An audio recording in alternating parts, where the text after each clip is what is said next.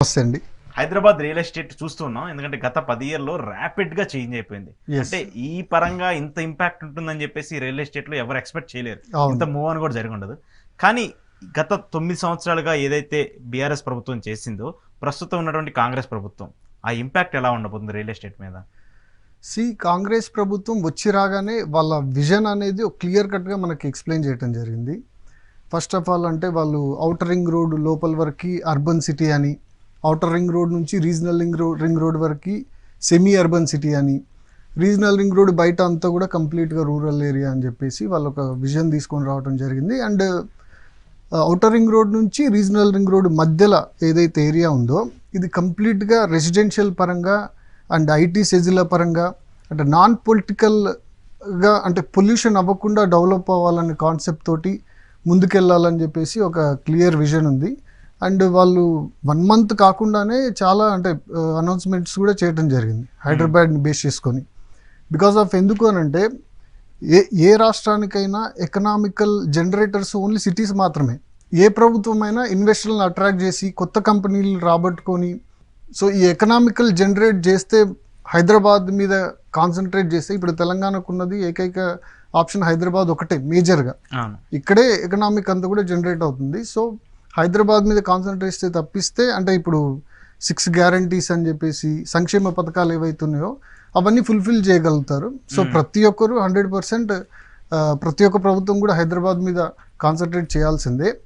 కాకపోతే ఏంటంటే గత ప్రభుత్వం చాలా అద్భుతంగా అంటే ఇన్వెస్టర్లని ఫారెన్ ఇన్వెస్టర్లని అట్రాక్ట్ చేసి వాళ్ళని అంటే హైదరాబాద్ ఒకటే లేదు కదండి, ఇప్పుడు ఎంటైర్ ఇండియాలో చాలా సిటీస్ ఉన్నాయి మనకి. బాంబే ఉంది, ఢిల్లీ ఉంది, పూణే ఉంది, బెంగళూరు ఉంది, చెన్నై ఉంది, కోల్కతా ఉంది. సో మెనీ సిటీస్ ఐటీ పరంగా చాలా బాగా గ్రోత్ అవుతున్నాయి. సో హైదరాబాద్కి ఎందుకు రావాలి? ఎంటైర్ వరల్డ్లోనే అమెజాన్ క్యాంపస్ అనేది హైదరాబాద్కి మాత్రమే వచ్చింది, బిగ్గెస్ట్ క్యాంపస్ అనేది. సో ఇక్కడికే ఎందుకు వచ్చింది అంటే they have to do something.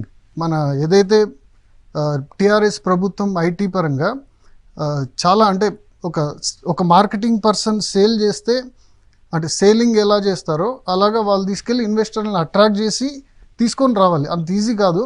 ఈ ఒక్క విషయంలో కాంగ్రెస్ ప్రభుత్వం సక్సెస్ అయితే ఇంకా హైదరాబాద్ గ్రోత్ అనేది అద్భుతంగా ఆబ్వియస్గా చాలా బాగుంటుందండి.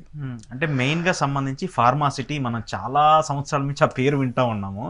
అది ఫార్మాసిటీ వస్తే చాలా డెవలప్మెంట్ అవుతుందండి. ఇప్పుడు ఏదైతే మేజర్ డెవలప్మెంట్ జరిగిందో హైదరాబాద్కి సంబంధించి దానికంటే ఒక త్రిబుల్ జరిగే అవకాశం ఉందని చెప్తున్నారు.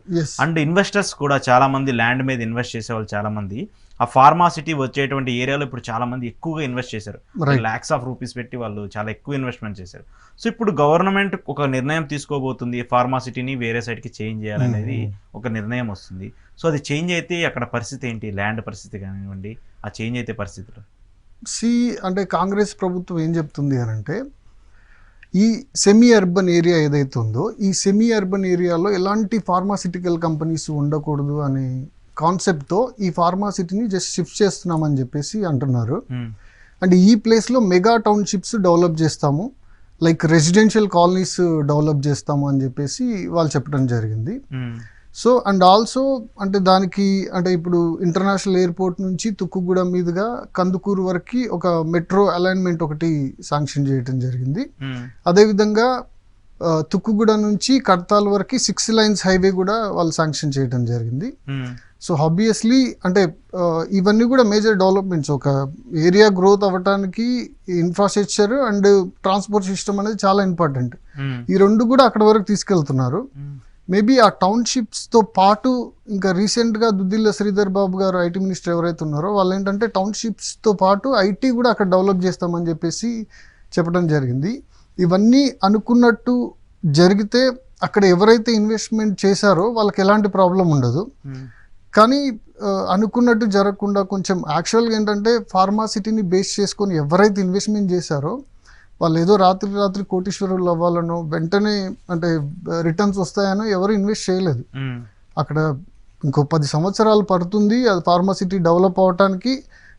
లాంగ్ టర్మ్ ఇన్వెస్ట్మెంట్గానే చూసి ఇన్వెస్ట్ చేశారు ప్రతి ఒక్కరు కూడా. సో లాంగ్ టర్మ్ ఇన్వెస్ట్మెంట్గా చూసినప్పుడు ఈ గ్యాప్లో వీళ్ళు ఏదైతే townships, mega townships, satellite townships and IT growth ఇవన్నీ మెట్రో అలైన్మెంటు అండ్ ఏదైతే హైవే ఎక్స్పాన్షన్ ఇవన్నీ చేశారనుకోండి, ఆబ్వియస్లీ అక్కడ కూడా అంటే రెసిడెన్షియల్గా గ్రోత్ అయ్యే అవకాశాలు ఉంటాయి. ఓకే. అండ్ అంటే ఇంకొకటి ఏంటంటే మెయిన్ మెట్రోకి సంబంధించి ఎక్స్పాన్షన్ జరగబోతుందని చెప్పేసి గత ప్రభుత్వం కూడా చెప్పింది. ఇటువైపు వచ్చేసరికి పటాన్ చెరువు వరకు ఎక్స్పాన్షన్ జరుగుతుంది, అటు పక్క వచ్చేసి షాద్ నగర్, నెక్స్ట్ ఎయిర్పోర్ట్ వరకు ఎక్స్పాన్షన్ జరుగుతుంది. ఈ నేపథ్యంలోనే కొత్త ప్రభుత్వం ఒక నిర్ణయం తీసుకుంది, ఈ యొక్క అలైన్మెంట్కి సంబంధించి, మెట్రో అలైన్మెంట్కి సంబంధించి రూట్ చేంజ్ చేస్తామని చెప్పేసి కూడా వాళ్ళు చెప్పారు. సో ఇదేంటి, మెట్రో చేంజ్ అయితే రూటు ఆ పరిస్థితులు ఎలా ఇంపాక్ట్ అవుతాయి? ఫస్ట్ ఆఫ్ ఆల్ ఏంటంటే రాయదుర్గం నుంచి ఇంటర్నేషనల్ ఎయిర్పోర్ట్ వరకు టెండర్ల దశలో ఉంటే ఈ మెట్రో అలైన్మెంట్స్ ఏవైతే ఉన్నాయో, ఫస్ట్ ఆఫ్ ఆల్ మేజర్గా రాయదుర్గం నుంచి ఇంటర్నేషనల్ ఎయిర్పోర్ట్ వరకు ఏదైతే మెట్రో అలైన్మెంట్ ఉందో ఇది టెండర్ల దశలో ఉండగా కాంగ్రెస్ ప్రభుత్వం దీన్ని స్టాప్ చేయడం జరిగింది. బికాస్ ఆఫ్ ఎందుకనంటే మనకి మంచి ఇన్ఫ్రాస్ట్రక్చర్ ఉంది అండ్ మంచి ట్రాన్స్పోర్ట్ సిస్టమ్ ఉంది. వితౌట్ ట్రాఫిక్ జామ్ మనం ఇంటర్నేషనల్ ఎయిర్పోర్ట్కి వెళ్తున్నాము. అండ్ ఆల్సో ఆ ఏరియా మొత్తం 111 జీవో ఉంది దాని పక్కన. రెసిడెన్షియల్గా పెద్దగా హౌజెస్ అవన్నీ ఏమీ లేవు.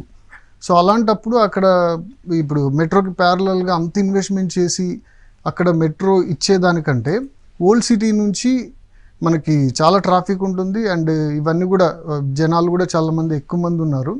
సో ఎక్కడైతే ఉపయోగం ఉంటుందో అక్కడ మెట్రో ఉండాలి అన్న కాన్సెప్ట్లో వీళ్ళు తీసుకురావటం జరిగింది. సో ఇంకొకటి ఏంటంటే ఈ మెట్రో అలైన్మెంట్ వల్ల అంటే ఈ క్యాన్సిల్ అవ్వటం వల్ల నష్టం అనేది ఏం లేదండి. ఎవరు వాటిని బేస్ చేసుకొని ఇన్వెస్ట్మెంట్స్ పెద్దగా ఏం చేయలేదు. అండ్ చేసినా కూడా ఆ ఏరియాస్ ఏదైతే శంషాబాద్ కానీ మన నార్సింగి కానీ ఆ ఏరియాస్, ఆ మెట్రో అలైన్మెంట్ ఆ ఏరియా మొత్తం కూడా చాలా ఆర్గానిక్గా గ్రోత్ అవుతుంది. అది బై డిఫాల్ట్ గ్రోత్ అవుతుంది. ఆ మెట్రో వస్తేనే ఇంకా బాగా డెవలప్ అవుతుంది అన్న కాన్సెప్ట్ ఏం లేదు ఆ ఏరియాకి. బికాస్ ఆఫ్ ఎందుకంటే వెరీ నియర్ టు ఐటీ. ఇప్పుడు శంషాబాద్ వరకు కూడా విత్ ఇన్ 15 minutesలో ఐటీ రీచ్ అయిపోతాం by road.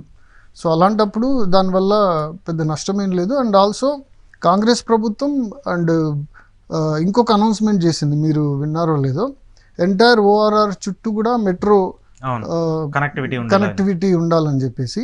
So entire ORR చుట్టూ మెట్రో వచ్చేసిందంటే ఇది కూడా కవర్ అయిపోతుంది కదా. సో కవర్ అయిపోయినట్టు అది, దాని గురించి పెద్ద